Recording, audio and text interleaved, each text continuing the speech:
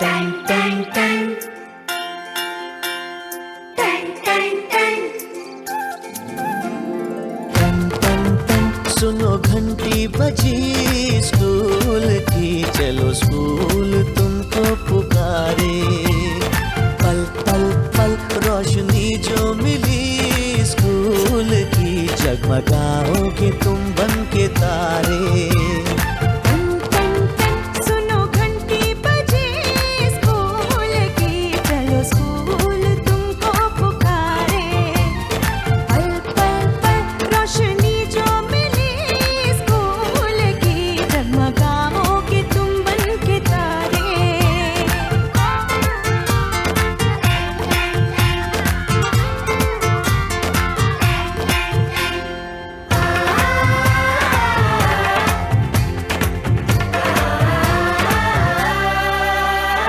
Copy और किताबें सारी स्कूल देगा, स्कूल देगा।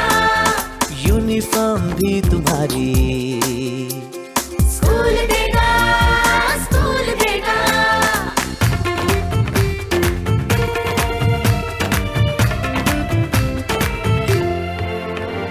स्कूल अब घर से दूर नहीं है, कम हो गए फासले। पहुंचोगे स्कूल के गेट पर तुम, थोड़ा सा भी जो चले। प्यार और नरमी से तुमको पढ़ाएंगे टीचर है ऐसे भले। सच सच सच रीत अब है यही स्कूल की, कभी टीचर न बच्चों को मारे। टन टन टन सुनो घंटी बजी स्कूल की, चलो स्कूल तुमको पुकारे।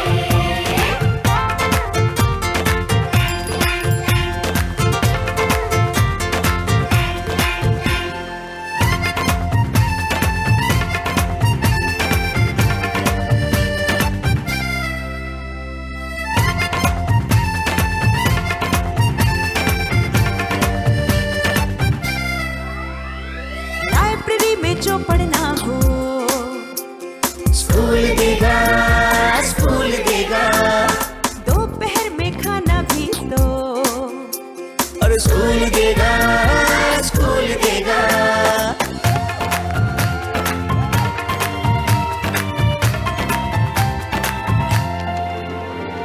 पढ़ना भी है और है खेलना भी है, दोनों बातें यहाँ। ध्यान उनका भी पूरा रखा गया है, ये जान ले लड़कियां। वो जो पढ़ेंगी, जो आगे बढ़ेंगी, तो बदलेगा हिंदुस्तान। घर घर घर शिक्षा जब पहुंचेगी स्कूल की, शक्ति पाएंगे निर्बल भी सारे। टन टन टन सुनो घंटी बजी स्कूल की, चलो स्कूल तुमको पुकारे। चलो स्कूल तुमको पुकारे। चलो स्कूल तुमको पुकारे। चलो स्कूल तुमको पुकारे। शिक्षा मेरा अधिकार है।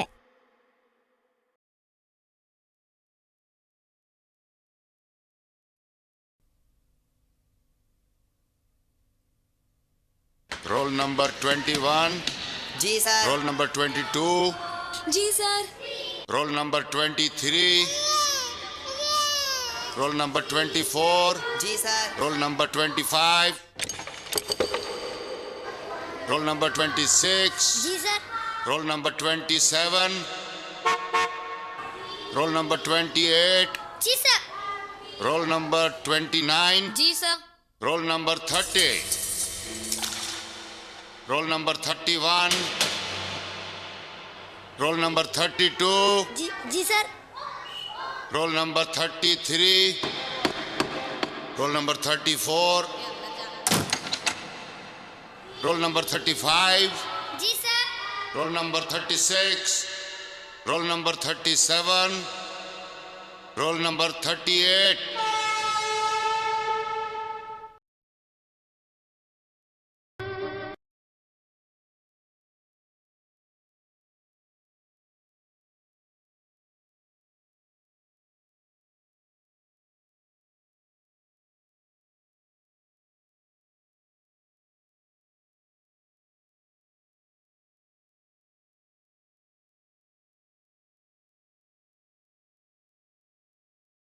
लो राजेश भैया, चाय पियो और बताओ क्या हाल है।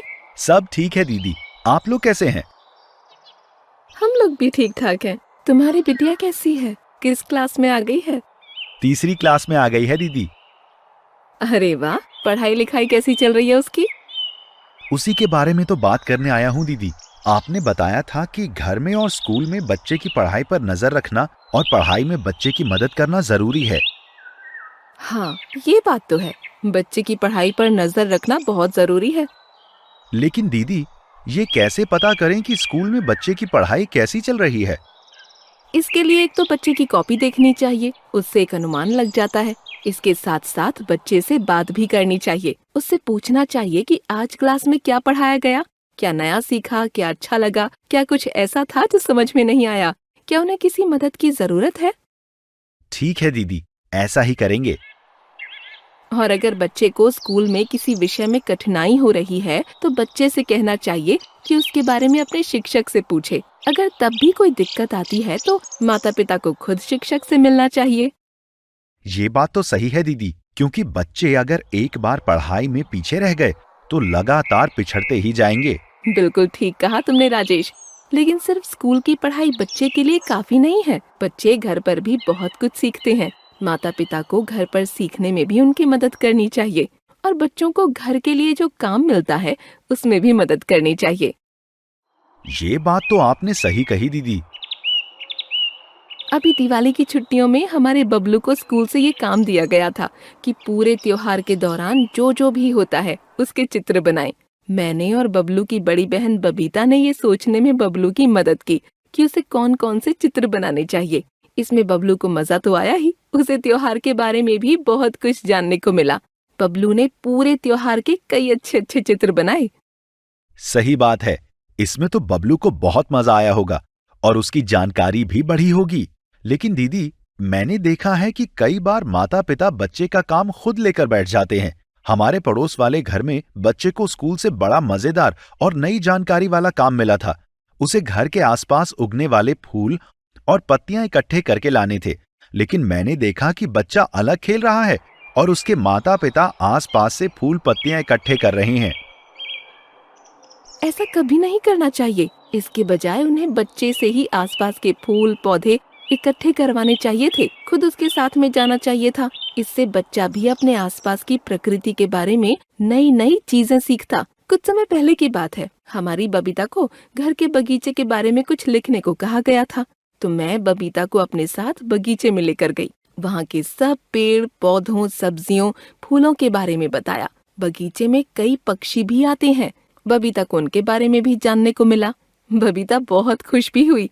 उसने सोचा कि अपने घर के बगीचे के बारे में एक कहानी लिख दे, तो हमने उसे ये कहानी लिखने में मदद की।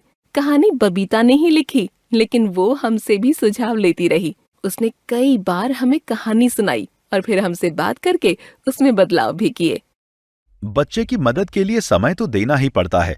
घर में काम के अलावा भी हम लोग कभी कभी अपनी बिटिया को कोई पाठ सुनाने को कहते हैं या घर की चीजों से खेल खेल में जोड़ने, घटाने और गणित की दूसरी चीजें सिखाते हैं। इससे बिटिया खेल खेल में नई चीजें सीख लेती है। ये तो तुम लोग बहुत अच्छा करते हो राजेश। बच्चों की पढ़ाई के लिए माता पिता को भी मेहनत करनी पड़ती है दीदी। मैं और मेरी पत्नी पूरी कोशिश कर रहे हैं कि बिटिया को घर में पढ़ाई का सही माहौल मिले। हमने घर में एक कोना उसकी पढ़ाई के लिए तय किया है, जहां बैठकर वो पढ़ाई करती है। वहीं पर उसका बस्ता और किताबें वगैरह रखी रहती हैं। ये तो तुमने बहुत बढ़िया किया राजेश। धन्यवाद दीदी, ये तो आपने ही बताया था और हमने आपके घर पर देखा भी था। तभी तो हमने बिटिया के लिए घर की जो जगह तय की है वो साफ सुथरी और हवादार है। वहां रोशनी भी अच्छी आती है और बाहर का शोर भी नहीं आता। हम लोग कोशिश करते हैं कि बिटिया जब पढ़ाई कर रही होती है तो घर में ज्यादा आवाजें न करें। तुम लोग बिटिया की पढ़ाई का इतना ध्यान रख रहे हो, तब तो बिटिया की पढ़ाई लिखाई अच्छी ही चलेगी। किसी दिन बिटिया को लेकर घर आओ, बहुत दिनों से उसे देखा नहीं है। जल्दी आता हूं दीदी।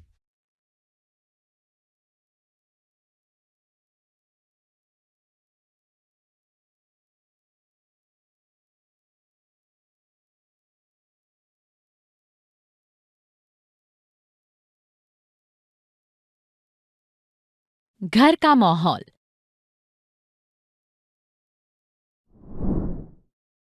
आज बबीता अपनी क्लास की एक लड़की सुमन के बारे में बता रही थी। वही सुमन जो गाना बहुत अच्छा गाती है, पढ़ने में भी अच्छी है।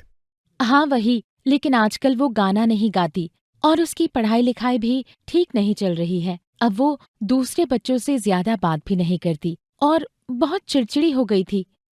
अरे ऐसा क्या हो गया? यही तो, उसकी क्लास टीचर ने सोचा कि इतनी तेज तर्रार और हंसमुख बच्ची को क्या हो गया है। उन्होंने सुमन से बात की तो बहुत झिझकते हुए सुमन ने बताया कि आजकल उसके घर का माहौल ठीक नहीं है। उसके पिता शराब पीकर आने लगे हैं। घर में अक्सर लड़ाई झगड़ा होता है। अरे ये तो बहुत परेशानी की बात है। यही नहीं, आजकल सुमन के माँ पिताजी सुमन और उसके भाई के साथ भी डांट डपट करने लगे हैं और कई बार तो उन पर हाथ भी उठा देते हैं। इसका मतलब सुमन के घर का माहौल बहुत खराब हो गया है। तब तो इन सब बातों का सुमन पर असर पड़ेगा ही। घर के माहौल का और माता पिता के व्यवहार का बच्चों के व्यक्तित्व पर बड़ा गहरा असर पड़ता है। बच्चे छोटे जरूर होते हैं लेकिन नासमझ नहीं होते। वे भले ही अपने मन की बात कह नहीं पाते, लेकिन वे हर बात को समझते हैं। हर बात का उनके नाजुक मन पर गहरा असर पड़ता है। ये बात तो है, जिन बच्चों को घर में अच्छा माहौल मिलता है वे खुश रहते हैं, पढ़ाई में और जीवन में आगे रहते हैं, तरक्की करते हैं। उनका व्यवहार भी दूसरों के साथ अच्छा रहता है, इसीलिए सभी लोग उन्हें पसंद करते हैं। हाँ, जबकि घर का माहौल खराब हो तो बच्चे चिड़चिड़े हो जाते हैं। कई बार दूसरे लोगों के साथ उनका व्यवहार भी खराब हो जाता है। तभी तो हम लोग कोशिश करते हैं कि घर में कभी लड़ाई झगड़ा न करें। बच्चों के सामने तो बिल्कुल भी नहीं, बल्कि हम लोग तो बच्चों के सामने किसी की बुराई भी नहीं करते। आपस में ही नहीं, हम लोग बच्चों के साथ भी किसी तरह की डांट डपट नहीं करते और मार पीट का तो सवाल ही नहीं उठता। जरूरत पड़ने पर हम बच्चों से बातचीत करते हैं, उन्हें प्यार से समझाते हैं, साथ ही उनकी बात को ध्यान से सुनते भी हैं। हम कोशिश करते हैं कि बच्चों को घर में अच्छा माहौल मिले। घर में हम सब हंसी खुशी से रहते हैं, जितना भी हो सकता है। साथ साथ समय बिताते हैं, एक दूसरे की बात को सुनते और समझते हैं। हम बच्चों की राय और उनकी भावनाओं का भी सम्मान करते हैं। और यही वजह है कि हमारे बच्चे खुश रहते हैं, चाहे पढ़ाई हो या खेलकूद या स्कूल की प्रतियोगिताएं, सभी में आगे रहते हैं। वे सभी का सम्मान करते हैं, इसलिए सभी से प्यार भी पाते हैं। घर के माहौल के अलावा हमने अपने बच्चों की पढ़ाई के लिए भी सही माहौल बनाया है। पढ़ाई के लिए घर में एक तय जगह है, जहां हवा और रोशनी ठीक ठाक है। ये जगह न तो बहुत ठंडी है, न ही बहुत गर्म। यहाँ घर का या बाहर का ज्यादा शोर भी नहीं आता। जहां तक हो सके हम पढ़ाई में और होमवर्क पूरा करने में बच्चों की मदद भी करते हैं। हम चाहते हैं कि सभी बच्चों को घर में हमारे बबलू और बबीता की तरह अच्छा माहौल मिले, बल्कि और भी अच्छा मिले।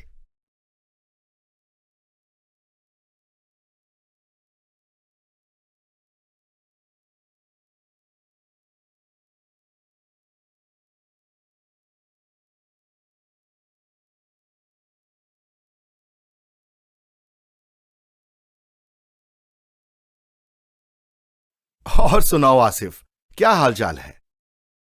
सब ठीक है बलराम भैया।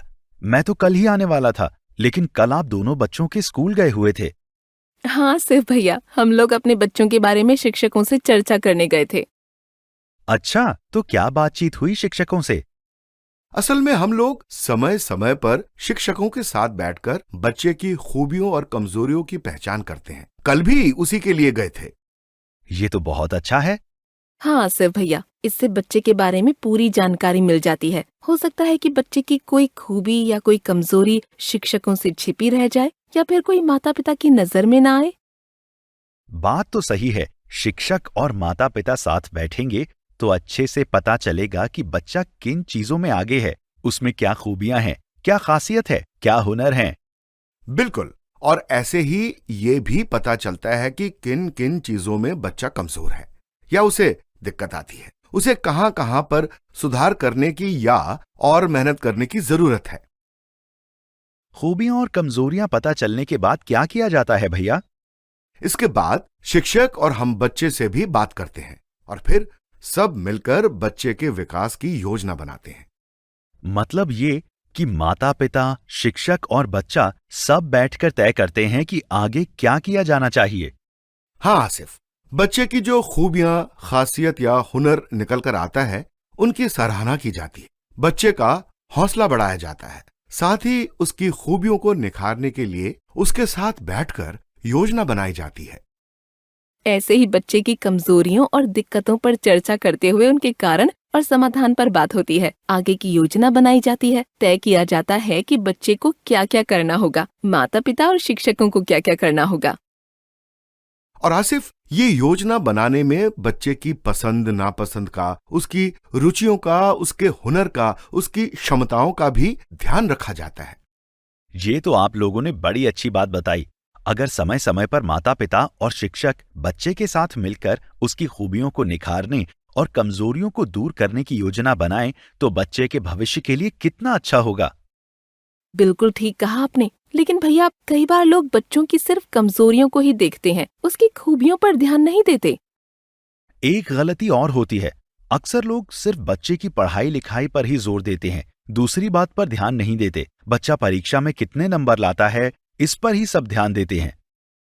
ये बात तुमने बिल्कुल ठीक कही आसिफ।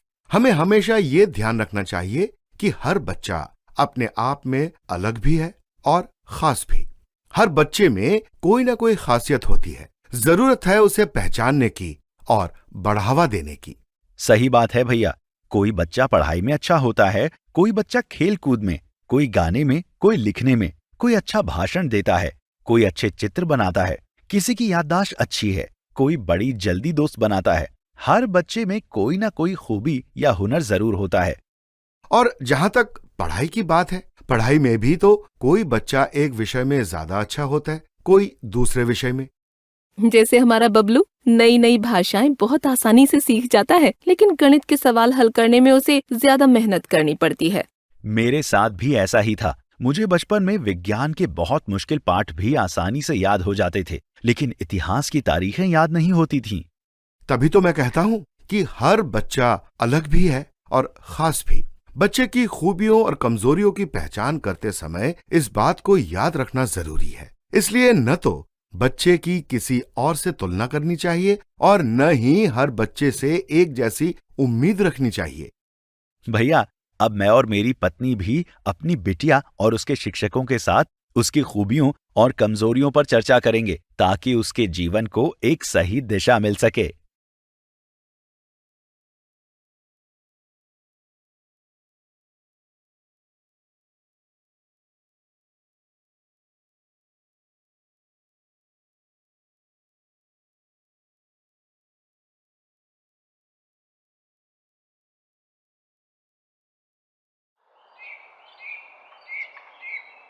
अरे, सुबह सुबह कहाँ जा रही हो बीना दीदी? अरे, अपनी बिटिया बबीता के स्कूल जा रही हूँ तारा। आज वहाँ अभिभावक शिक्षक मीटिंग है। इसमें बच्चे के माता पिता और शिक्षक बच्चे के बारे में बातचीत करते हैं। बबीता के पापा बाजार गए हैं, वो भी सीधे वहीं पहुँचेंगे। माता पिता और शिक्षक की मीटिंग? हाँ तारा, तुम्हारा बेटा जब स्कूल जाना शुरू करेगा, तब तुम्हें और तुम्हारे पति को भी मीटिंग में जाना होगा। मीटिंग के अलावा कई बार शिक्षक भी माता पिता से मिलने बच्चों के घर आते हैं। हम लोग तो मीटिंग के बिना भी कभी-कभी बच्चों के शिक्षकों से मिलते हैं। तब तो आपकी बच्चों के बारे में काफी बातचीत होती होगी। हाँ तारा, शिक्षक से मिलने से माता पिता बच्चे के बारे में बहुत सी जानकारी शिक्षक से ले सकते हैं। ऐसे ही शिक्षकों को भी बच्चों के बारे में माता पिता से बहुत सी जानकारियाँ मिल सकती हैं। यह भी तो बताइए दीदी कि आप लोग शिक्षक से क्या क्या बातें करते हैं? हम पूछते हैं कि बच्चा पढ़ाई में कैसा है, किन विषयों में उसका मन ज्यादा लगता है, किसी विषय में उसे दिक्कत तो नहीं होती, अगर दिक्कत है तो उसका क्या हाल हो सकता है, हम बच्चे की कैसे मदद कर सकते हैं, उसके लिए हमें और शिक्षक को क्या करना होगा। अच्छा, तो आप लोग बच्चे की पढ़ाई लिखाई के बारे में बात करते हैं, और क्या क्या बात करते हैं बच्चे के बारे में? और भी बहुत सी बातें करते हैं, जैसे कि क्या बच्चा खेल कूद में हिस्सा लेता है, किस खेल में उसकी ज्यादा रुचि है। इसी तरह ये भी पूछते हैं कि बच्चा स्कूल में गीत संगीत, नाटक वगैरह में हिस्सा लेता है या नहीं। स्कूल में कई तरह की प्रतियोगिता यानी कंपटीशन भी तो होते हैं, जैसे चित्र बनाने की प्रतियोगिता, भाषण प्रतियोगिता, लेख लिखने की प्रतियोगिता। हाँ, हम इसके बारे में भी बात करते हैं। हम पूछते हैं कि क्या बच्चा इनमें हिस्सा लेता है? क्या बच्चे में कोई खास हुनर जिसे निखारने की जरूरत है? सही बात है दीदी। कई बार बच्चे घर में झिझकते हैं, घर में उन्हें अपना हुनर दिखाने के मौके भी नहीं मिल पाते। स्कूल में साथ के बच्चों को और शिक्षकों को ही उनकी प्रतिभा का, हुनर का पता चलता है। बिल्कुल, और माता पिता को शिक्षकों से बात करके उनके हुनर के बारे में पता चलता है। जैसे कि हमारे पड़ोस का बंटी कई तरह की आवाजें निकालता था, लेकिन घर वालों को उसके हुनर के बारे में पता ही नहीं था। उन्हें शिक्षकों से इसके बारे में पता चला। यह तो अक्सर होता है।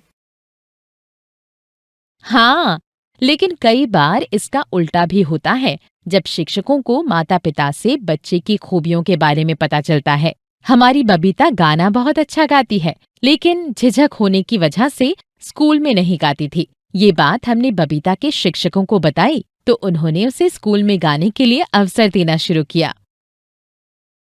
अरे वाह, शिक्षकों से बात करके बच्चों के बारे में इतनी सारी बातों का पता चलता है। और भी बहुत कुछ पता चलता है।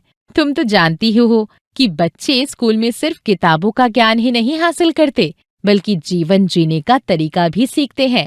स्कूल हमें समाज के बीच कैसे रहना है ये भी सिखाते हैं, दुनियादारी का ज्ञान भी देते हैं। मैं समझ गई। शिक्षक से यह भी बात करनी चाहिए कि बच्चा दूसरे बच्चों के साथ कितना घुलता मिलता है, उसकी किन बच्चों से दोस्ती है, दूसरे बच्चों और शिक्षकों के साथ बच्चे का व्यवहार कैसा है, कोई समस्या तो नहीं है, अगर है तो उसका समाधान कैसे निकलेगा।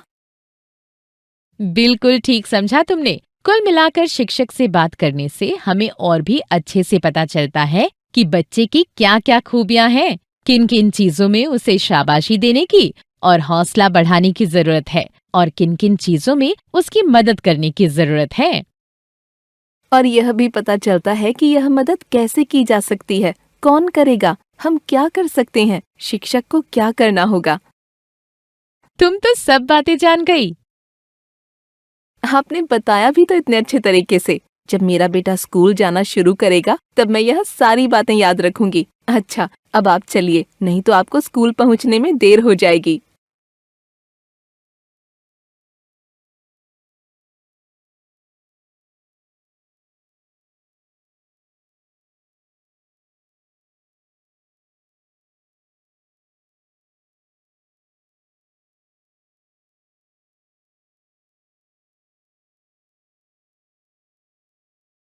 अरे मनोहर, पिछली बार जब हम मिले थे तो तुम बता रहे थे कि विकलांग बच्चों का आसानी से स्कूल में एडमिशन हो सकता है। मेरे गांव में भी कुछ दिव्यांग बच्चे हैं, उनका भी स्कूल में एडमिशन हो जाए तो बहुत अच्छा होगा। बिल्कुल प्रकाश, स्कूल में एडमिशन तो हर बच्चे का कानूनी अधिकार है। दोपहर का भोजन, मुफ्त किताबें, बस्ता, ड्रेस जैसी जो सुविधाएं दूसरे बच्चों को मिलती हैं, वे तो दिव्यांग बच्चों को मिलती ही है। साथ ही दिव्यांग बच्चों की पढ़ाई के लिए सरकार द्वारा अलग से भी कई सुविधाएं दी जाती है। हमारे गांव में एक बच्चा है जो दोनों पैरों से दिव्यांग है, उसके लिए क्या सुविधा होगी? जिन बच्चों को चलने फिरने में दिक्कत है, उनके लिए ट्राईसाइकिल, व्हीलचेयर, बैसाखी आदि की व्यवस्था की जाती है। जिन्हें सीढ़ियां चढ़ने में दिक्कत होती है, उनके लिए ढाल यानी रैंप बनी होती है और उस पर सहारे के लिए रेलिंग भी लगी होती है। क्लास में उनके लिए बैठने की भी खास व्यवस्था रहती है। अच्छा। हाँ, और यही नहीं, नियमित रूप से स्कूल आने वाली दिव्यांग बालिकाओं को हर महीने भत्ता मिलता है। साथ ही जो बच्चे स्कूल अकेले नहीं आ सकते, उन्हें साथ में आने वाले व्यक्ति के लिए भत्ता भी मिलता है। ये तो बहुत बढ़िया है। और सुनो, स्कूल में दिव्यांगों के लिए सिर्फ इतनी ही सुविधाएं नहीं है। जो बच्चे कम सुन पाते हैं, उनके लिए सुनने की मशीन की व्यवस्था भी की जाती है। साथ ही साइन लैंग्वेज यानी इशारों की भाषा में पढ़ाई की सुविधा है। अच्छा, और जो बच्चे देख नहीं पाते? जिन बच्चों को बहुत कम दिखाई देता है, उनके लिए बड़े अक्षरों वाली किताबों की व्यवस्था की जाती है। और जिन बच्चों को बिल्कुल नहीं दिखाई देता, उन्हें खास ब्रेल लिपि की किताबें भी दी जाती है। ब्रेल लिपि वही है ना जिसकी किताबों में अक्षर ऊपर की ओर उभरे रहते हैं, बच्चे उंगलियों से उन्हें महसूस कर सकते हैं और पढ़ सकते हैं। हाँ, वही है। ब्रेल लिपि की किताबों के साथ साथ बच्चों को ब्रेल लिपि पढ़ने की ट्रेनिंग भी दी जाती है। विशेष शिक्षक बच्चों को ये ट्रेनिंग देते हैं। एक बात बताओ मनोहर, अगर कोई बच्चा स्कूल जाने की हालत में ना हो तब भी उसका एडमिशन हो सकता है? बिल्कुल हो सकता है। यहाँ तक कि ज्यादा दिव्यांगता वाले बच्चे जो अपने शरीर का संतुलन या बैलेंस भी नहीं बना पाते, जिन्हें बैठने में भी दिक्कत होती है, उनका भी एडमिशन किया जाता है और विशेष शिक्षक उन्हें बीच बीच में घर आकर पढ़ाते हैं। विशेष शिक्षकों के बारे में कुछ और बताओ। बताता हूँ। दिव्यांग बच्चों को पढ़ाने के लिए कुछ स्कूलों के ऊपर एक विशेष शिक्षक की भर्ती की गई है। ये शिक्षक महीने में कुछ दिन विद्यालय आकर दिव्यांग बच्चों को सीधे पढ़ाने का काम भी करते हैं और शिक्षकों को भी बताते हैं कि दिव्यांग बच्चों को किस तरह बेहतर तरीके से पढ़ाया जा सकता है। साथ ही जो बच्चे स्कूल आने की हालत में नहीं है, विशेष शिक्षक उन्हें भी बीच बीच में घर आकर पढ़ाते हैं। इतना सब कुछ तुमको कैसे पता? क्या तुम भी ऐसे एक टीचर से मिलना चाहोगे? वो कैसे? क्या तुम जानते हो? दरअसल मेरे मामा की बिटिया रूपा भी बचपन से ही शारीरिक रूप से दिव्यांग है। अच्छा। हाँ, उसे भी स्कूल की तरफ से एक टीचर घर पर पढ़ाने के लिए आते हैं, जो रूपा को हाव भाव के साथ मनोरंजक तरीके से सिखाने और पढ़ाने की कोशिश करते हैं। रूपा भी बड़े मजे के साथ सीखती है। अब तो उसे गिनती और अक्षर पूरी तरह से पढ़ना आ गया है। तुमने तो दिव्यांग बच्चों के एडमिशन और पढ़ाई के बारे में बहुत सारी जानकारी दे दी। अब मैं अपने गांव में जाकर दिव्यांग बच्चों के माता पिता और दूसरे लोगों को ये सब बातें बताऊंगा और उनसे कहूंगा कि वे अपने बच्चों का स्कूल में एडमिशन कराएं। ये तो बहुत अच्छी बात है।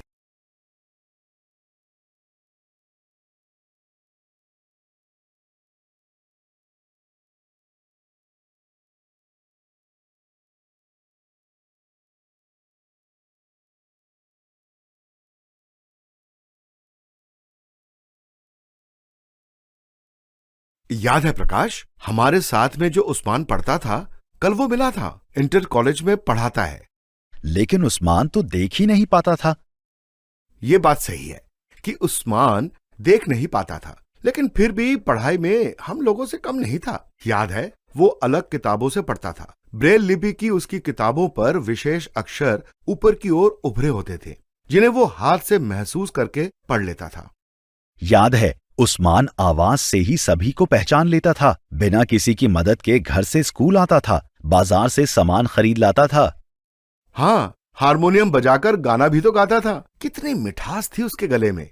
सब याद आ गया मनोहर। बचपन में उस्मान के माता पिता, भाई बहन, घर के सब लोग उसकी बहुत मदद करते थे, बहुत ध्यान रखते थे। बचपन में मदद मिली तो आज उस्मान पूरी तरह से अपने पैरों पर खड़ा है, इज्जत की जिंदगी बिता रहा है। सही कहा तुमने प्रकाश। थोड़ी सी मदद मिले तो ज्यादातर दिव्यांग बच्चे आगे चलकर दूसरों की तरह जिंदगी बिता सकते हैं, अपने सब काम और पढ़ाई लिखाई कर सकते हैं, रोजी रोटी भी कमा सकते हैं। कुछ ही दिव्यांग लोगों को ज्यादा मदद की जरूरत पड़ती है। सही बात है। दिव्यांगता कई तरह की होती है। किसी बच्चे को चलने फिरने में दिक्कत होती है, कोई देख नहीं सकता या कम देख पाता है। किसी को बोलने में दिक्कत है तो किसी को सुनने में। किसी बच्चे के अंगों का पूरा विकास नहीं हो पाता तो कोई अपने शरीर पर ठीक से नियंत्रण नहीं रख पाता। लेकिन बचपन से ही थोड़ी सी मदद, सही प्रशिक्षण और शिक्षा मिले तो दिव्यांगता का असर काफी कम किया जा सकता है। सोचो, अगर उस्मान के माता पिता ने उसका ठीक से ध्यान न रखा होता, उसे स्कूल में दाखिला न कराया होता, तो आज वो भी शायद अपने पैरों पर खड़ा ना हो पाता। बिल्कुल सही कहा तुमने। दिव्यांग बच्चों के माता पिता के लिए कुछ बातों का ध्यान रखना बहुत जरूरी है। हाँ, इनमें सबसे पहली बात है दिव्यांगता की पहचान। कुछ दिव्यांगताओं की पहचान तो आसानी से हो जाती है, जैसे कि अगर बच्चा देख नहीं पाता तो उसकी पहचान तो आसानी से हो जाती है। लेकिन कुछ दिव्यांगताओं की पहचान समय से नहीं हो पाती, इसलिए माता पिता और घर के अन्य लोगों को बच्चे के विकास पर नजर रखनी चाहिए। ये बहुत जरूरी है। अगर बच्चे को चलने फिरने, देखने, सुनने, बोलने या समझने में या अपने शरीर का संतुलन या बैलेंस संभालने में दिक्कत है तो उसे डॉक्टर को दिखाना चाहिए। जैसे कि बच्चे की उम्र 2 साल होने जा रही है और उसने बोलना शुरू नहीं किया है तो उसे डॉक्टर को दिखाना चाहिए। ऐसे ही 1.5 साल की उम्र तक बच्चे बिना सहारे के चलने लगते हैं, लेकिन अगर इस उम्र से बीत जाने के बाद भी बच्चा बिना सहारे के चलना शुरू नहीं करता तो डॉक्टर को दिखाना चाहिए। कुल मिलाकर अगर बच्चा ऐसा कोई काम नहीं कर पा रहा है जो आम तौर पर उनकी उम्र के दूसरे बच्चे करते हैं तो माता पिता को उसे डॉक्टर को दिखाना चाहिए। सही बात है। कुछ दिव्यांगताएं ऐसी होती हैं जिनमें अगर समय पर इलाज शुरू हो जाए तो ज्यादा नुकसान नहीं होता, और अगर इलाज ना कराया जाए तो दिव्यांगता बढ़ती जाती है। इलाज से याद आया, तुमको याद है ना मेरी बुआ की बेटी नमिता? अरे हाँ, वही ना जो बचपन में अपना पैर जमीन पर ठीक से नहीं रख पाती थी और घिसट के भी चलती थी। सही समझा। हमें तो कभी उम्मीद भी नहीं थी कि वो कभी अपने पैरों पर चल सकेगी, पर हमारे एक दूर के रिश्तेदार ने बताया कि उसका इलाज हो सकता है और उसे डॉक्टर को दिखाने की सलाह दी। तो फिर क्या, डॉक्टर ने पूरे 2 साल तक उसका इलाज किया और उसे अपनी देख रेख में कुछ शारीरिक गतिविधियां भी करवाई। आज नमिता का चलना तो दूर, अपने पैरों पर हल्का फुल्का दौड़ भी सकती है। ये तो बड़ी खुशी की बात है। आखिरकार डॉक्टर ने नमिता को ठीक कर दिया। कई बार लोग दिव्यांग बच्चे की झाड़ फूंक करवाना शुरू कर देते हैं, लेकिन इससे कोई फायदा नहीं होता, बल्कि समय और पैसा बर्बाद होता है। दिव्यांग बच्चों को सरकारी अस्पताल में या प्रशिक्षित डॉक्टर को ही दिखाना चाहिए। ये तो हो गई डॉक्टर और इलाज की बात। इसके अलावा भी दिव्यांग बच्चों के माता पिता और घर वालों को कुछ छोटी छोटी बातों का ध्यान रखना चाहिए। जैसे कि अगर घर में कोई बच्चा ऐसा है जो देख नहीं सकता तो घर के रास्तों पर कोई ऐसी चीज ना रहने दे जिससे वो टकरा सकता है। जो ज्यादातर दिव्यांग बच्चे खुद नहाने धोने, कपड़े पहनने जैसे काम नहीं कर सकते, उनकी साफ सफाई और कपड़ों का ध्यान रखना चाहिए। बिल्कुल सही बात है। दिव्यांग बच्चे की देखरेख दूसरे बच्चों की तरह ही होनी चाहिए, वैसा ही उनके साथ व्यवहार भी होना चाहिए। दिव्यांग बच्चों को भी दूसरे बच्चों की तरह ममता और प्रेम चाहिए, दया नहीं। बच्चों के सम्मान को बनाए रखना भी माता पिता और घर के लोगों की जिम्मेदारी है। तुमने सम्मान कहा तो एक बात और याद आ गई। अक्सर ये तो होता है कि दिव्यांग बच्चों को लोग उनके नाम से ना पुकार कर अपमानजनक नामों से बुलाते हैं। ये गलत है। बच्चे को उसके सही नाम से ही पुकारना चाहिए। अक्सर अगर कोई ऐसा करता है तो उसे टोकना चाहिए। बिल्कुल। माता पिता को ये देखना चाहिए कि दिव्यांगता की वजह से बच्चे को भेदभाव या अपमान का सामना न करना पड़े, उसका हौसला न टूटे। तभी तो हर दिव्यांग बच्चा उस्मान की तरह सम्मान का जीवन बिता पाएगा। उस्मान के माता पिता ने उसकी देखभाल की, उसे सब सिखाया, उसका हौसला बनाए रखा और सबसे खास बात, उसका स्कूल में एडमिशन करवाया। सही कहते हो। वैसे एडमिशन से एक बात याद आ गई मनोहर, जो बच्चे चल फिर नहीं सकते, क्या उनका भी एडमिशन हो सकता है? बिल्कुल, सभी दिव्यांग बच्चों का स्कूल में एडमिशन हो सकता है। जिन्हें स्कूल आने की दिक्कत है और रिक्शे या किसी साधन में स्कूल आते हैं, उन्हें घर से स्कूल आने के लिए भत्ता भी मिलता है। जो बच्चे स्कूल अकेले नहीं आ सकते, उन्हें साथ में आने वाले व्यक्ति का भत्ता भी मिलता है। जरूरत के मुताबिक दिव्यांग बच्चों को ट्राईसाइकिल, व्हीलचेयर और बैसाखियां भी मिलती हैं। अच्छा, इतनी सब सुविधाएं हैं दिव्यांग बच्चों के लिए? बिल्कुल हैं, और भी बहुत सी सुविधाएं हैं। यहां तक कि जो बच्चे बिल्कुल स्कूल नहीं आ सकते, उनका भी एडमिशन किया जाता है। उन्हें पढ़ाने के लिए बीच बीच में विशेष शिक्षक उनके घर भी आते हैं। तब तो दिव्यांग बच्चों के माता पिता को इन सभी सुविधाओं का लाभ उठाना चाहिए, ताकि उनके बच्चे भी उस्मान की तरह बन सकें।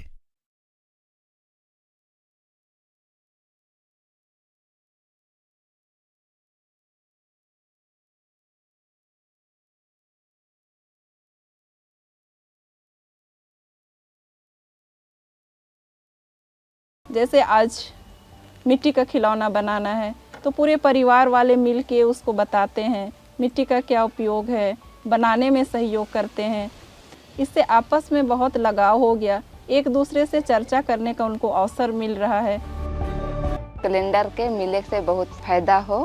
पहले हमें ऐसा अपन माए बाप से भी बात नहीं करत रहली और अभी ऋषिका इतना अच्छा से हमें बात करी ला। ऋषिका से भी पूरा अच्छा से दोस्त जैसे पूरा नहीं लगी कि हमार बेटी लगे हो। क्यों बीना, तुम्हारे दोनों बच्चे दिख नहीं रहे हैं? आज तो छुट्टी का दिन है। आज हमारे गांव के बच्चे बड़े चबूतरे की सफाई कर रहे हैं। बबीता और बबलू भी वहीं गए हैं। अरे ये तो बहुत अच्छी बात है। ऐसे ही तो बच्चे समाज के प्रति अपनी जिम्मेदारी को समझते हैं। सही कहा तुमने शीला। इसीलिए हम लोग हमेशा बच्चों को ये याद दिलाते रहते हैं कि अपने और परिवार के अलावा देश, समाज और दुनिया के प्रति भी उनकी जिम्मेदारी है। हाँ, और ये जिम्मेदारी भी कई तरह की है। एक जिम्मेदारी है लोगों की मदद करना।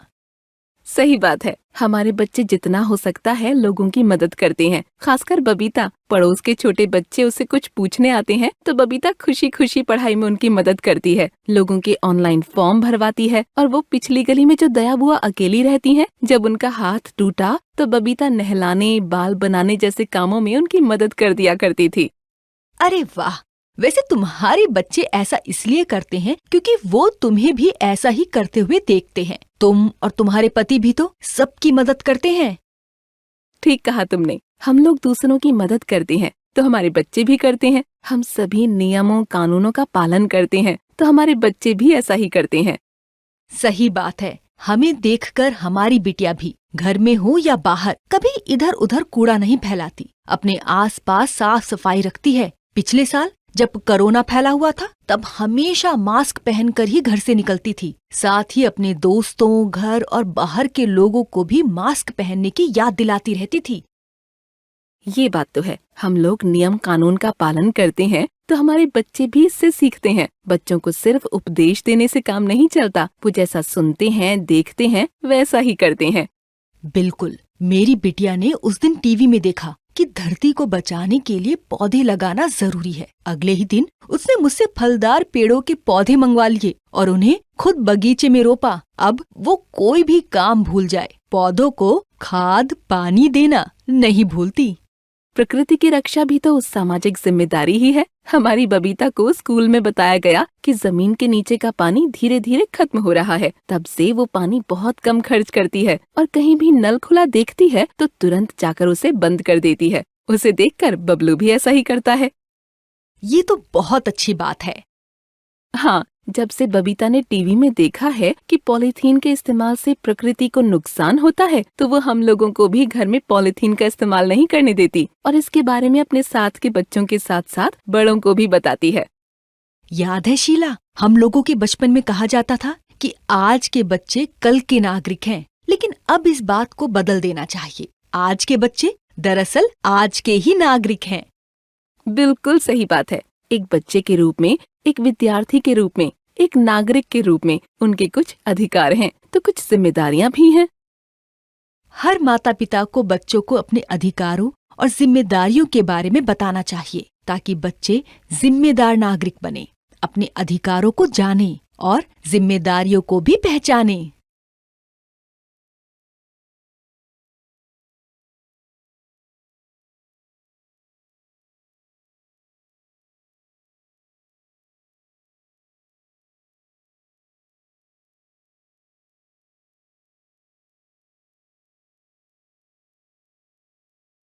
सुना आपने? पड़ोस वाले रमेश भैया और सपना भाभी ने अपनी बिटिया की आवाजाही पर बहुत रोक लगा रखी है। उनकी बिटिया स्कूल के अलावा कहीं नहीं जाती। उन्होंने बिटिया को लड़कों से बातचीत करने से भी मना कर रखा है। अरे ये तो ठीक नहीं है। लड़कियों के आने जाने पर रोक लगाना ठीक नहीं। लड़कियां बाहर नहीं निकलेंगी तो दुनिया को कैसे जानेंगी, जीवन में आगे कैसे बढ़ेंगी? और लड़कों से बात नहीं करेगी तो आधी दुनिया को कैसे जान पाएगी? सही बात है। बिटिया हो या बेटा, बच्चों की सुरक्षा की चिंता तो माता पिता को रहती ही है, लेकिन इसके लिए बच्चों को, खासकर लड़कियों को सावधान रहना सीखना चाहिए। अपनी हिफाजत कैसे करें ये बताना चाहिए। उन पर बंदिश लगाने से तो कुछ भी हासिल नहीं होगा, बल्कि उनका नुकसान ही होगा। हमने भी तो यही किया है। हम लगातार अपने बच्चों को सावधान रहने और अपनी सुरक्षा करने के बारे में बताते रहते हैं। बिल्कुल। हमारे बच्चे बबीता और बबलू कहीं भी जाएं, हमें बताकर ही जाते हैं। स्कूल के समय के अलावा जब भी वे अपने दोस्तों के साथ रहते हैं, हमें उनके बारे में जानकारी रहती है। हमें उनके दोस्तों के बारे में भी जानकारी है। उनके कौन कौन दोस्त हैं, कहाँ रहते हैं, दोस्तों के और उनके घर वालों के मोबाइल नंबर भी हमारे पास हैं, ताकि जरूरत पड़ने पर उनसे संपर्क किया जा सके। हम बच्चों के दोस्तों को भी घर पर बुलाते हैं और कुछ के घर भी जाते रहते हैं, ताकि हमारा उनसे परिचय बना रहे। हम अपने बच्चों को ये बताते रहते हैं कि उन्हें किसी भी चीज के लिए दोस्तों के दबाव में नहीं आना चाहिए। अक्सर बच्चे दोस्तों के दबाव में ऐसे काम कर जाते हैं जिससे उनकी सुरक्षा को खतरा हो सकता है। अगर लगे कि दोस्त किसी ऐसी चीज के लिए दबाव डाल रहे हैं जो ठीक नहीं है, तो उनके लिए सख्ती से मना करना चाहिए, और अगर दोस्त न माने तो उनसे दोस्ती नहीं रखनी चाहिए। हमने बच्चों को, खासकर बबीता को, ये भी बताया है कि चाहे दोस्त हो या कोई भी हो, किसी के भी साथ अनजान या सुनसान जगह पर नहीं जाना चाहिए। अनजान लोगों से तो वैसे भी ज्यादा संपर्क नहीं रखना चाहिए। हमारे बच्चे ये भी जानते हैं कि अगर कभी उन्हें कोई खतरा महसूस होता है तो उन्हें तुरंत आसपास से मदद मांगनी चाहिए और जोर से चिल्लाना चाहिए।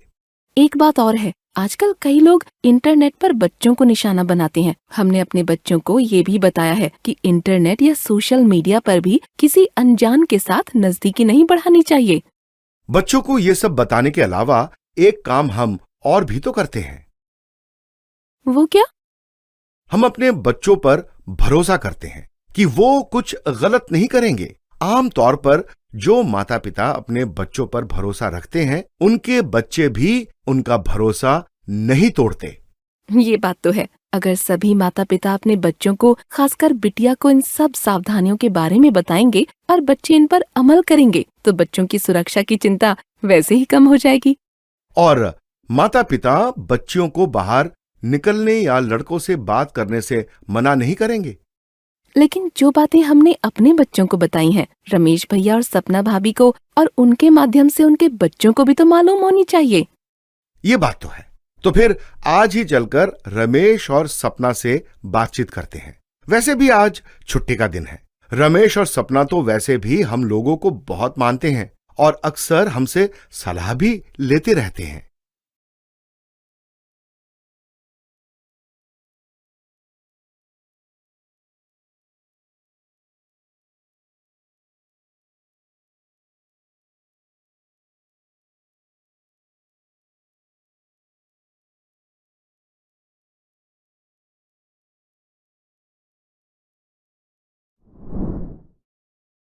अरे सुनो, मोनू की माँ, इस बार परीक्षा में पड़ोस वालों की बिटिया सोनी के 95% नंबर आए हैं। अरे वाह, ये तो बहुत अच्छी खबर है। मैं अभी सोनी और उसकी माँ को बधाई देकर आती हूँ। बधाई काहेगी? ये भी तो देखो कि अपने मोनू के कितने कम नंबर हैं। ठीक से पढ़ता भी तो नहीं है। उसका ज्यादा ध्यान तो चित्र बनाने में लगा रहता है। चित्र बनाने में ध्यान लगा रहता है, तभी तो चित्रकला प्रतियोगिता में पूरे जिले में 3रा स्थान आया था। प्रार्थना के समय प्रधान अध्यापिका दीदी ने उसे खुद सम्मानित किया था। हमें भी बुलाया था। जब सारे बच्चों ने ताली बजाई थी, तब गर्व से आपका सीना भी तो चौड़ा हो गया था। वो सब भूल गए? भूल कैसे सकता हूँ। उस दिन मोनू के कला के अध्यापक ने मुझे बुलाकर खास तौर पर कहा था कि मोनू की उंगलियों में जादू है। अगर सही दिशा मिले तो मोनू आगे चलकर बहुत बड़ा चित्रकार बन सकता है। तो फिर? समझ गया। हमें बच्चों की आपस में तुलना नहीं करनी चाहिए। प्रकृति ने हर किसी को अलग बनाया है। हर बच्चा अपने आप में अलग, अनूठा और अनोखा है। अब आपने पते की बात कही। हमारे आसपास के बच्चों में ही अगर देखें तो संजू कितना अच्छा गाता है, और ग्रेसी का निशाना कितना अच्छा है, और वो तबस्सुम कितनी तेजी से तैरती है। सामने वाली गली के साहिल को भूल गई। फुटबॉल में कितना तेज है ये बच्चा। अभी 11 साल का है, लेकिन 17-18 साल के बच्चों से फुटबॉल छीनकर सीधा गोल में डाल देता है। तो अब आप मान गए ना कि हर बच्चे की रुचियां भी अलग अलग होती हैं और क्षमता भी। हर बच्चे में कोई ना कोई खास बात है, बस उसे पहचानने और निखारने की जरूरत है। मैं तो आपकी हर बात मान जाता हूँ सुमन देवी। मैं समझ गया कि बच्चों की एक दूसरे से तुलना करना ठीक नहीं। तुलना करने से बच्चे पर दबाव पड़ता है, उसका हौसला कम हो जाता है।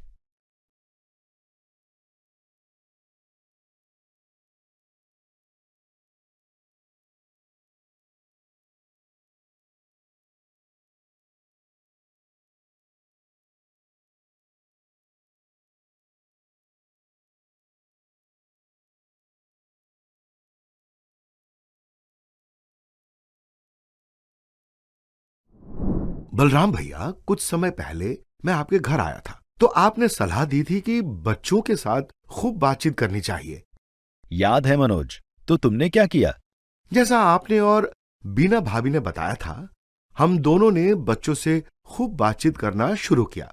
उससे हमारे बच्चे हमारे और भी नजदीक आ गए। हमें यह भी पता चला कि हमारे बच्चे क्या सोचते हैं, किसी चीज पर उनकी क्या राय है, उन्हें क्या अच्छा और क्या बुरा लगता है और उनकी क्या परेशानियां हैं। ये तो बहुत अच्छी बात है मनोज।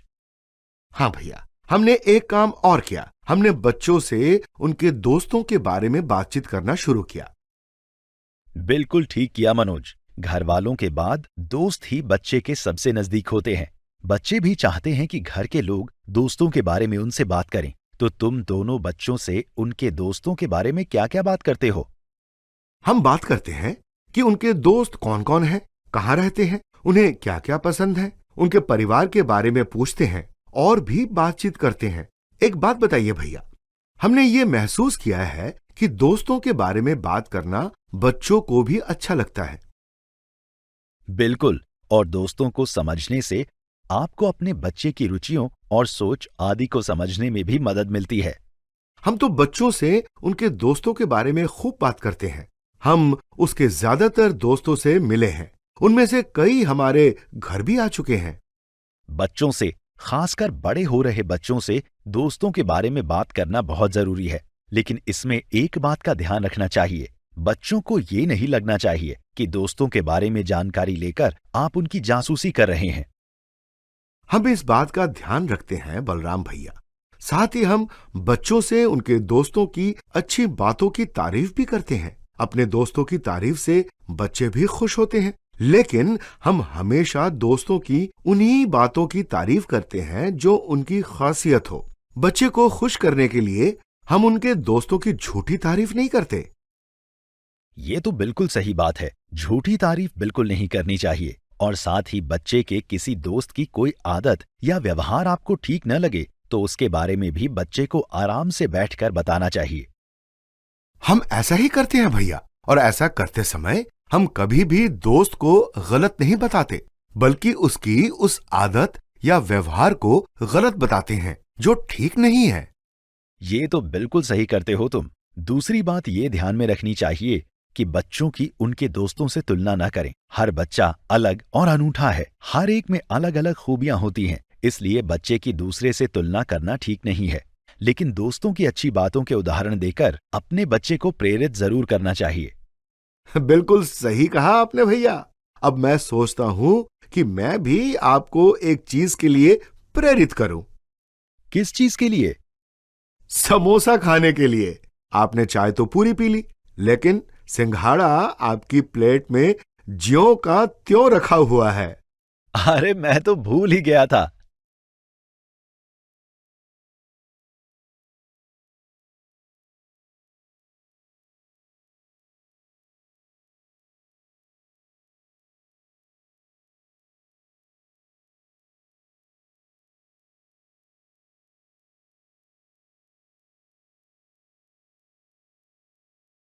आज कितने दिनों बाद मिली हूँ श्यामली। तुम्हारे बेटे सुकुमार के क्या हाल है?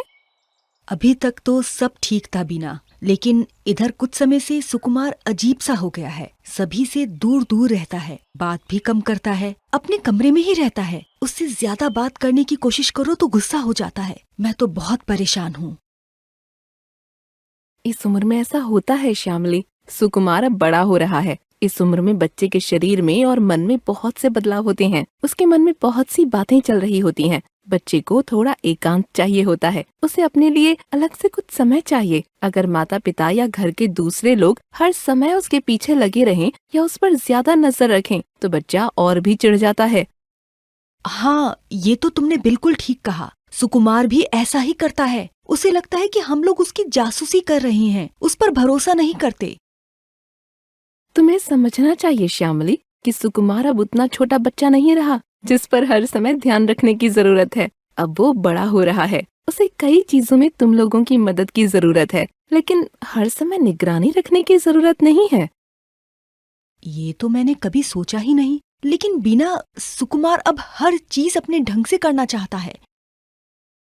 याद करो, इस उम्र में हम लोग भी तो ऐसा ही करते थे। हमें ये ध्यान रखना चाहिए श्यामली कि बच्चा अपने आप में अलग इंसान है। उसकी अपनी रुचियाँ, काम करने का तरीका, पसंद नापसंद है। उस पर अपना तरीका, अपना ढंग थोपना ठीक नहीं है।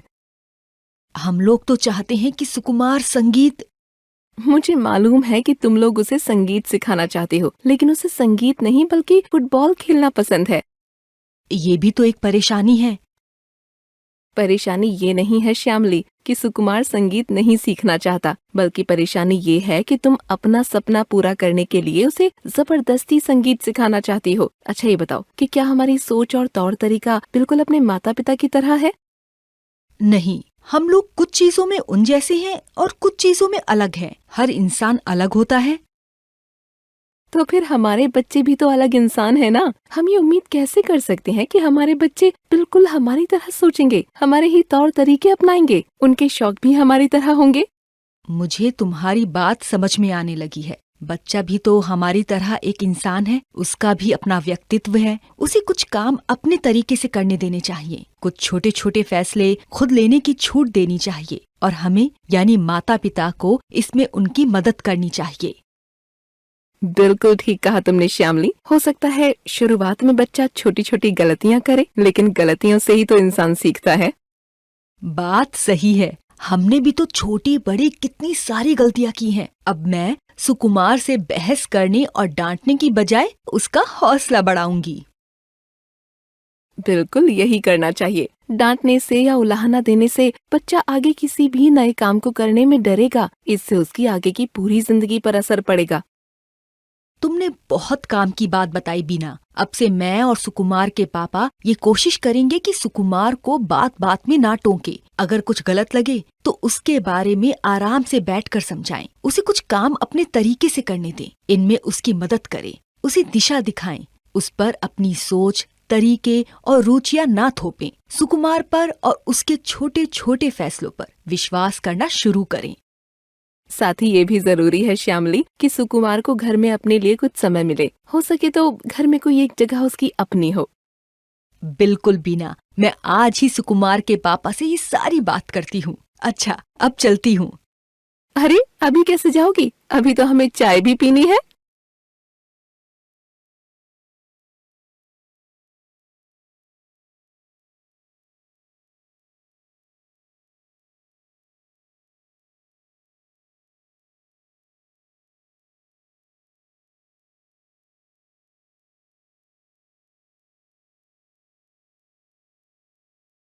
और बताओ गीता, तुम्हारे बेटे सोनू के क्या हाल है? बहुत दिनों से दिखा नहीं। बाकी सब तो ठीक है बीना, बस एक दिक्कत है। कैसी दिक्कत गीता? असल में बात ये है कि अगर मोनू को अकेले कोई भी काम करने को कहो तो वो उसे खुशी खुशी करता है, लेकिन अगर उसे दूसरे बच्चों के साथ मिलकर कोई काम करना होता है तो उसे परेशानी होने लगती है। ऐसे तो आगे चलकर जीवन में उसे बड़ी दिक्कत हो सकती है। बात तो सही है। चाहे नौकरी हो या व्यापार या खेतीबाड़ी हो या फिर कोई और काम, ज्यादातर जगह साथ मिलकर काम करना पड़ता है। वही लोग ज्यादा कामयाब होते हैं जो समूह में काम करना जानते हैं। जिन लोगों को बचपन से ही साथ काम करने की आदत होती है, आगे चलकर उन्हें इसमें ज्यादा परेशानी नहीं आती। हाँ, तभी तो अच्छे शिक्षक भी हमेशा इस बात का ध्यान रखते हैं कि बच्चे साथ मिलकर काम करना सीखें। तुमने ठीक कहा बीना। याद है हमारे स्कूल में भी तो हम लोगों को ऐसी जिम्मेदारियां दी जाती थी जिनमें कई बच्चों को एक साथ काम करना होता था। जैसे कि कई बच्चे मिलकर एक क्यारी तैयार करते थे और उसकी देखभाल भी करते थे, या फिर साथ मिलकर कक्षाओं को सजाते थे, या गीतों, नाटकों वगैरह की तैयारियां किया करते थे। और हम लोग साथ मिलकर पढ़ाई भी तो किया करते थे। पुराना समय याद दिला दिया तुमने गीता। वैसे हमारे बच्चों के स्कूल में भी ये सब कराया जाता है। तुम्हें और तुम्हारे पति को मोनू से कहना चाहिए कि वो स्कूल में इस तरह के कार्यों में शामिल हुआ करे। बिल्कुल ठीक कहा तुमने। हम लोग मोनू से और उसके शिक्षकों से बात करेंगे, मोनू का हौसला भी बढ़ाएंगे। ये तो बहुत बढ़िया बात है। लेकिन गीता, स्कूल की तरह घर पर भी बच्चों को ऐसे मौके मिलने चाहिए। तुम लोग मोनू को घर में भी ऐसी कोई जिम्मेदारी दे सकते हो जिसमें उसे घर के दूसरे सदस्यों के साथ कोई काम करना हो। जैसे कि घर के दूसरे बच्चों के साथ मिलकर बगीचे की सफाई करना, या परिवार के साथ मिलकर त्योहार की तैयारी करना, या फिर इसी तरह का कोई काम। मैं समझ गई। अब मैं मोनू को इस तरह के कामों में शामिल किया करूंगी। बहुत बढ़िया। वैसे घर के कामों के अलावा बच्चे गांव मोहल्ले के काम भी मिलकर कर सकते हैं। जैसे कि गांव में ग्राम स्वास्थ्य, स्वच्छता एवं पोषण दिवस होता है, उसमें बच्चे मिलकर सजावट भी करते हैं और गांव के लोगों को सूचना भी देते हैं। बच्चे जागरूकता रैलियों और इस तरह के दूसरे कार्यक्रमों में भी हिस्सा लेते हैं। ये तो बहुत अच्छा बताया तुमने। वैसे खेलों से भी तो बच्चों में साथ मिलकर काम करने की भावना का विकास होता है। बिल्कुल, खेलों से बच्चों में समूह भावना बढ़ती है। इसलिए तुम लोग मोनू को ऐसे खेल खेलने के लिए भी प्रेरित कर सकते हो जिनमें एक खिलाड़ी नहीं बल्कि पूरी टीम खेलती है, जैसे कि क्रिकेट, फुटबॉल, हॉकी वगैरह। इससे भी उसकी समूह में काम करने की आदत पड़ेगी। तुमसे बात होने से पहले मैं मोनू को लेकर परेशान थी, लेकिन तुमने मेरी परेशानी दूर कर दी बिना। परेशानी दूर हो गई तो अब तुम मेरी एक परेशानी भी दूर कर दो। वो क्या? अरे कितनी देर से चाय नहीं पी है भाई, चाय पिलाओ तो परेशानी दूर हो।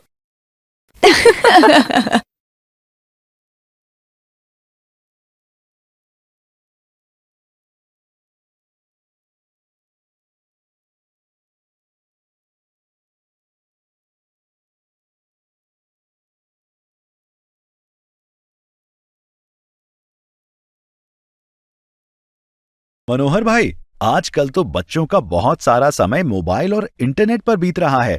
ये बात तो है वसीम भाई। वैसे तो इंटरनेट और मोबाइल बड़े काम की चीज है। इससे बहुत ज्ञान मिलता है, संदेश भी तुरंत पहुंच जाते हैं, कई काम बहुत आसान हो जाते हैं। लेकिन कई लोगों को इसकी आदत पड़ जाती है। सही कहा तुमने। बड़ों की तरह बहुत से बच्चों को भी मोबाइल की लत लग रही है। बच्चे बहुत देर तक मोबाइल पर लगे रहते हैं। इससे उनके समय और स्वास्थ्य दोनों का नुकसान हो रहा है। बच्चे बहुत समय तक या तो ऑनलाइन गेम खेलते रहते हैं या सोशल मीडिया पर काफी समय बिताते हैं। हाँ, कल ही मैंने देखा एक बच्चा ऑनलाइन गेम खेल रहा था। उस खेल में कई तरह के हथियार इकट्ठे करके लोगों को मारना होता है। ये भी एक समस्या है। बहुत सारे ऑनलाइन गेम हिंसा या गलत चीजों को बढ़ावा देते हैं। इसके अलावा कई लोग इंटरनेट का गलत इस्तेमाल भी कर रहे हैं। इंटरनेट पर या सोशल मीडिया पर या गेम खेलते समय कुछ लोग बच्चों से उनकी और घर के लोगों की जानकारियां ले लेते हैं और बच्चों का शोषण करने या उन्हें डराने जैसे काम करते हैं।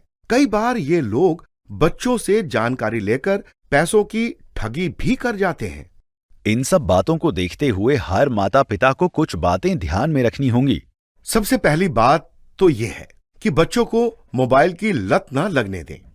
हमने भी यही किया है। कई बार बच्चों को पढ़ाई या स्कूल के कामों के लिए मोबाइल की जरूरत होती है। उसके लिए हम उन्हें मोबाइल देते हैं तो ध्यान रखते हैं कि काम पूरा होने के बाद उनसे मोबाइल वापस ले लें। हम लोग अपने बच्चों को कभी कभी वीडियो देखने, गेम वगैरह खेलने के लिए मोबाइल देते भी हैं, तो पहले से समय तय कर लेते हैं कि इतनी देर से ज्यादा नहीं खेलना है।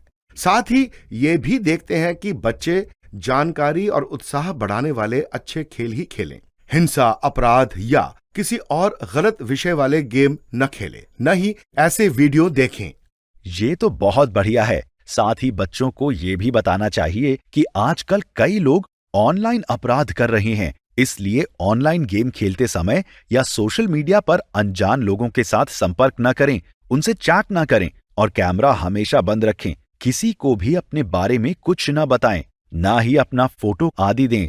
लोग इन जानकारियों का और फोटो का गलत इस्तेमाल कर सकते हैं। सही बात है।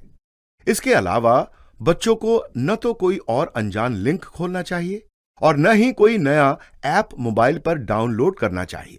नहीं तो मोबाइल के फोटो या दूसरी जानकारी कोई चुरा सकता है। साथ ही बच्चों को इंटरनेट पर किसी तरह का कोई भुगतान भी नहीं करने देना चाहिए।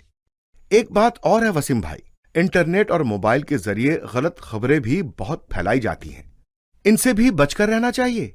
कभी भी बिना पूरी तरह जांच किए किसी भी नई खबर को आगे नहीं बढ़ाना चाहिए। गलत खबर को फॉरवर्ड करना भी अपराध है, इसके लिए सजा हो सकती है। कुल मिलाकर मोबाइल के आने से बहुत से काम आसान भी हुए हैं, तो वहीं माता पिता की एक जिम्मेदारी भी बढ़ गई है। उन्हें बच्चों को मोबाइल की लत नहीं लगने देनी है और ये नजर भी रखनी है कि बच्चा मोबाइल पर क्या देख रहा है, क्या कर रहा है। सही बात है, नई सुविधा के साथ नई जिम्मेदारी तो आती ही है। हमें ये ध्यान रखना होगा मनोहर भाई कि हम मोबाइल का इस्तेमाल करें, मोबाइल हमारा इस्तेमाल ना करने लग जाए। बहुत पते की सही बात कही तुमने। ये लो, बात करते करते मेरा घर तो आ गया। आओ चाय पीकर जाना। नहीं, आज बहुत काम है, चाय पीने कल तुम्हारे घर आऊंगा। ठीक है, फिर कल मिलते हैं।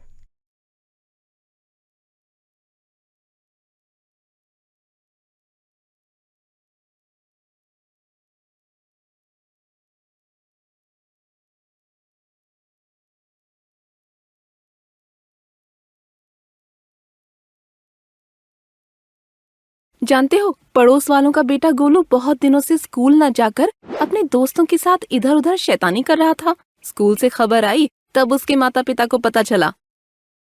अरे, पहले तो गोलू बहुत अच्छा और सीधा बच्चा था, अचानक क्या हुआ उसे? गोलू के माता पिता और शिक्षकों ने गोलू से बात की तो पता चला कि असल में गोलू अपने दोस्तों और साथ के दोस्तों के दबाव में आ गया था। वे उसे स्कूल छोड़कर शैतानी करने के लिए उकसाते थे और जब वो ऐसा नहीं करता था तो उसका मजाक बनाते हुए उसे भोंदू, डरपोक जैसे नामों से पुकारते थे। अरे, इसका मतलब गोलू दोस्तों के दबाव में आ गया था। हाँ, गोलू दोस्तों के दबाव में आ गया और सिर्फ ये साबित करने के लिए कि वो उनसे कम नहीं है, वो भी स्कूल छोड़कर शैतानियां करने लगा। ज्यादातर बच्चों के साथ ऐसी स्थिति आती है। कुछ बच्चे इसका सामना कर लेते हैं, लेकिन कुछ बच्चे गोलू की तरह दबाव में आ जाते हैं। अक्सर बच्चे अपने मन से कुछ गलत नहीं करना चाहते, लेकिन साथियों के दबाव में गलत आदतें सीखते हैं। कुछ बच्चे तो नशा तक करने लग जाते हैं। साथियों की बात ना मानने पर उनसे दोस्ती टूट जाने का भी डर रहता है। ये बात तो है। वैसे कभी कभी साथी कहकर दबाव डालते हैं, लेकिन कई बार बच्चा खुद ही दबाव महसूस करने लगता है। साथी उससे कुछ कहें या ना कहें, बच्चे को लगता है कि उसे भी वैसा ही करना चाहिए जैसा उसके साथी करते हैं। वैसे दबाव दोनों तरह का हो सकता है। कोई जरूरी नहीं है कि दबाव कुछ गलत करने का ही हो। मतलब बात समझ में नहीं आई। मतलब ये कि बच्चे पर परीक्षा में या खेल में या किसी प्रतियोगिता में अच्छा प्रदर्शन करने का दबाव भी हो सकता है और कोई नशा करने का दबाव भी हो सकता है। सही बात है। बच्चे को दोनों तरह के दबाव का सामना करना आना चाहिए। माता पिता और शिक्षक उसे ये सिखा सकते हैं। अगर बच्चा पढ़ाई या खेलकूद या किसी और अच्छी बात में किसी से आगे रहने का दबाव महसूस कर रहा है, तो उसे बताना चाहिए कि सभी लोगों की क्षमता एक बराबर नहीं होती। कोई किसी चीज में आगे है तो कोई किसी और चीज में। बच्चे का हौसला बढ़ाना चाहिए और जिस चीज में वो अच्छा है उसके लिए बच्चे की तारीफ करनी चाहिए। उसके हुनर को बढ़ाने की कोशिश करनी चाहिए। बिल्कुल सही। और अगर किसी गलत चीज के लिए बच्चे पर दबाव पड़ रहा है तो इस दबाव का सामना करने के लिए बच्चे को न कहना आना चाहिए। बच्चे को ये भी पता होना चाहिए कि बिना गुस्सा हुए या चिल्लाए भी अपनी बात को मजबूती से कैसे कहा जा सकता है। और अगर तब भी दोस्त दबाव डालते हैं तो उनसे जितनी हो सके दूरी रखनी चाहिए। बच्चे को इसके बारे में माता पिता को भी बताना चाहिए। लेकिन ये तब हो पाएगा जब माता पिता और बच्चे आपस में खुलकर बात कर पाते हों। अक्सर बच्चे इस दबाव को माता पिता को बता नहीं पाते और परेशान होते रहते हैं। तभी तो बच्चों से लगातार बातचीत करते रहना जरूरी है।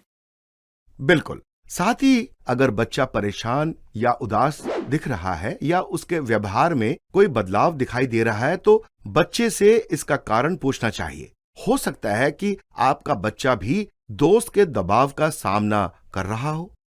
माता पिता और शिक्षकों का साथ मिले तो कोई भी बच्चा दोस्तों के दबाव का सामना कर सकता है।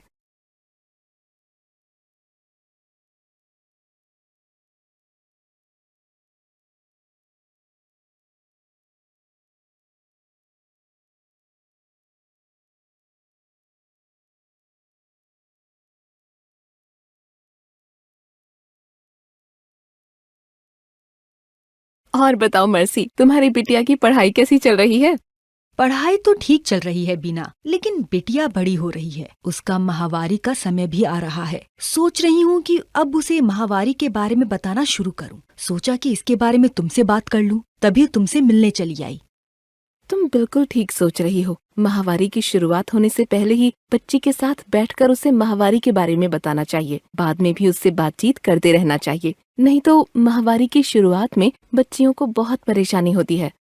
सही बात है, हम लोग भी तो इस उम्र से गुजरे हैं। माहवारी से पहले किसी ने कुछ बताया ही नहीं था। पहली बार कितना डर लगा था, कुछ पता ही नहीं था कि किससे क्या पूछें। सही बात है, हमारी तरह साथ की बच्चियों को भी कुछ पता नहीं होता था। बड़ों को बताने में शर्म और हिचक होती थी, कितनी उलझन होती थी। ये याद रखते हुए मैंने और बबीता के पापा ने बबीता को पहले ही माहवारी के लिए तैयार कर दिया था। तभी तो पहली बार माहवारी आने पर न तो बबीता को कोई डर लगा, न ही ज्यादा परेशानी हुई। वो पहले से ही इसके लिए तैयार थी। अच्छा, तो क्या क्या बताया तुमने उसे? हमने उसे बताया कि माहवारी सभी लड़कियों में होती है, इससे डरने या परेशान होने की जरूरत नहीं है, लेकिन माहवारी में कुछ बातों का ध्यान रखना जरूरी है। जैसे कि सैनिटरी पैड। बिल्कुल, मैंने बबीता को सैनिटरी पैड के बारे में बताया, उसका इस्तेमाल करना भी सिखाया। बबीता स्कूल जाने वाली बच्ची है, इसलिए उसे पैड अपने साथ रखने को कहा। उसे ये भी बताया कि इस्तेमाल करने के बाद पैड को इधर उधर नहीं फेंकना, बल्कि उसका ठीक से निपटान करना है। अब मैं भी ऐसे ही अपनी बिटिया को सब जानकारी दूंगी। ये बहुत जरूरी है। हमने शुरू में ही अपनी बिटिया से खुलकर माहवारी के बारे में बात की, तभी तो वो बिना किसी हिचक के हमसे भी इसके बारे में बात करती है। पिछले महीने उसे ज्यादा दर्द था, उसने अपने पापा को बताया। उन्होंने बबीता को गर्म पानी की बोतल दी, इससे उसे आराम मिला। लेकिन बीना, कई घरों में तो बच्चियां माहवारी के बारे में घर वालों से बात ही नहीं कर पाती। हमारे बच्चे तो हमसे दोस्तों की तरह बात करते हैं, और ऐसा इसलिए है क्योंकि हम भी अपने बच्चों से दोस्तों की तरह बर्ताव करते हैं। हम ऐसा करते हैं तभी तो हमारी बबीता को माहवारी के बारे में सब जानकारी है, बल्कि वो तो अपनी सहेलियों को भी जानकारी देती है। अच्छा, बबीता दूसरी लड़कियों को भी जानकारी देती है? हाँ, अभी कुछ दिन पहले बबीता बता रही थी कि उसकी एक सहेली बहुत देर में पैड बदलती थी। बबीता ने उससे बताया कि ज्यादा से ज्यादा 6 घंटे पर पैड को बदल लेना चाहिए, और अगर बहाव ज्यादा हो तब तो और भी जल्दी पैड बदलना चाहिए। लंबे समय तक पैड न बदलने से नैपकिन में कीटाणु उत्पन्न हो सकते हैं और नाजुक अंगों में इन्फेक्शन हो सकता है। ये तो बहुत जरूरी जानकारी है। हाँ, साथ ही बबीता ने उसे ये भी बताया कि वैसे तो अंदरूनी अंगों की साफ सफाई का ध्यान हमेशा ही रखना चाहिए, लेकिन माहवारी के दौरान साफ सफाई की जरूरत और भी ज्यादा है। सिर्फ साफ पानी से रोज अपने अंदरूनी अंगों को साफ करना चाहिए। अच्छा बीना, एक बात बताओ, माहवारी को लेकर लोगों में कई गलत जानकारियाँ और अंधविश्वास भी तो हैं। बिल्कुल है, और इनके बारे में सबको बताने की जरूरत है। हमारी बिटिया तो माहवारी के दिनों में भी दूसरे दिनों की तरह रहती है, स्कूल जाती है, खेलने भी जाती है। न तो उसके खाने पीने पर कोई बंदिश है, न ही कहीं आने जाने पर, न किसी चीज को छूने पर। ये तो बहुत अच्छी बात है। मैं भी अपनी बिटिया पर माहवारी के समय कोई पाबंदी या बंदिश नहीं लगाऊंगी, और ये माहवारी के बारे में सारी जानकारी दूंगी। अपने पति से भी इसके बारे में बात करूंगी। कुछ जानकारी चाहिए होगी तो तुम्हें फोन करूंगी। बिल्कुल, जब जरूरत पड़े फोन करना।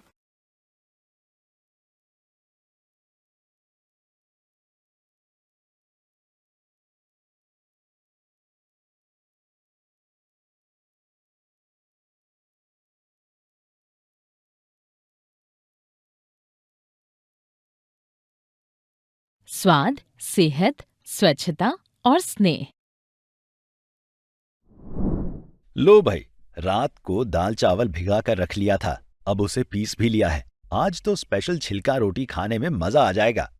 हमारी आज की छिलका रोटी स्पेशल इसलिए है क्योंकि इसे ज्यादा पौष्टिक बनाने के लिए हम इसमें कुछ सब्जियां भी डालेंगे। उसके लिए मैंने गाजर और मेथी बहुत बारीक बारीक काट लिया है। तो मैं स्पेशल छिलका रोटी बनाना शुरू करता हूँ। ठीक है, तब तक मैं हरा धनिया, टमाटर और हरी मिर्च की चटनी पीस लेती हूँ। छाछ तो बना ही लिया है, साथ ही मैं बगीचे से ताजे अमरूद भी तोड़ लाई हूँ। उसका सलाद भी बनाएंगे। ये सब सुनकर तो अभी से मेरे मुंह में पानी आने लगा है। आज का नाश्ता बहुत स्वादिष्ट बनेगा। सिर्फ स्वादिष्ट ही नहीं, आज का खाना सेहत के लिए भी अच्छा है। ये बात तो है। आज के हमारे खाने में दाल है, चावल है, सब्जियां हैं, तेल, घी है, मट्ठा है और फल भी है। उस दिन टीवी पर भी आ रहा था कि अलग अलग प्रकार के खाद्य पदार्थ शरीर की अलग अलग तरह की जरूरतों को पूरा करते हैं, इसलिए बच्चे का खाना संतुलित होना चाहिए। तभी तो हम ध्यान रखते हैं कि हमारे खाने में सभी प्रकार के खाद्य पदार्थ शामिल रहें, जैसे अनाज, दालें, तेल, घी, सब्जियां, खासकर हरी पत्तेदार सब्जियां, फल, मेवे, दूध। तो इस तरह हमारे आज के नाश्ते से बच्चों को स्वाद भी मिलेगा और सेहत भी। बिल्कुल, बच्चे खेल कर आएंगे तो बहुत खुश हो जाएंगे। कई दिनों से कोई नई चीज खाने को कह रहे थे। बच्चों को कुछ नया और बढ़िया खाने को मिलता रहे तो उनका ध्यान बाहर की चीजों पर नहीं जाएगा। कभी कभार बाहर का खाना तो चलता है, लेकिन ज्यादा बाहर का खाना ठीक नहीं है। ये बात तो है। बाहर के खाने में ज्यादा तेल, मसाले और नमक होता है। इससे बच्चों का वजन बढ़ता है। आगे चलकर इससे कई तरह की बीमारियां हो सकती हैं। ऐसा खाना हाजमे के लिए भी ठीक नहीं। कई बार बाजार में मिलने वाली खाने की चीजों में साफ सफाई का ध्यान भी नहीं रखा जाता। ऐसे ही डिब्बाबंद पदार्थों को खाने से भी बचना चाहिए, क्योंकि उनमें ज्यादा तेल, मसाले, नमक के साथ साथ स्वाद बढ़ाने वाले केमिकल्स का इस्तेमाल भी किया जाता है। देर तक खराब ना हो इसके लिए भी केमिकल मिलाए जाते हैं। इनकी पैकिंग की सामग्री भी शरीर के लिए हानिकारक होती है। तभी तो हम अपने बच्चों के लिए घर में तरह तरह की चीजें बनाते हैं और उन्हें अच्छे तरीके से सजाकर पेश भी करते हैं। खाना अगर दिखने में अच्छा हो तो मन को अच्छा लगता है। घर में मौजूद चीजों से ही कई नए पकवान बनाए जा सकते हैं। जरूरी नहीं कि ज्यादा महंगी चीज ही ज्यादा स्वादिष्ट या ज्यादा पोषक हो। बिल्कुल ठीक कहा। महंगे से महंगा खाना भी बेकार है अगर वो स्वाद में अच्छा ना हो, ताजा और गर्म ना हो, ठीक से पका हुआ ना हो और सफाई के साथ ना पकाया गया हो। ये बात तो है। हमें अपने खाने में महंगी चीज का नहीं बल्कि 3 स का ध्यान रखना चाहिए। 3 स का मतलब? 3 स का मतलब है स्वाद, सेहत और सफाई। नहीं नहीं, एक चौथा स भी है। वो कौन सा? ये चौथा स है स्नेह। स्नेह यानी प्रेम। बच्चों को प्यार से बनाया और खिलाया जाएगा तो उनका मन भी खुश होगा और शरीर भी। बात तो ठीक है, लेकिन एक दिक्कत है। दिक्कत? कैसी दिक्कत? अरे तुम तो घबरा गए। मैं तो मजाक कर रहा था। वैसे दिक्कत ये है कि हम लोग खाना बनाने के बजाय खाने के बारे में बात करने लगे। अब हमें तेजी से काम करना होगा। बच्चे खेल कर आते ही होंगे। अरे हाँ, चलो जल्दी से छिलका रोटी बनाएं। सिर्फ छिलका रोटी नहीं, स्पेशल छिलका रोटी।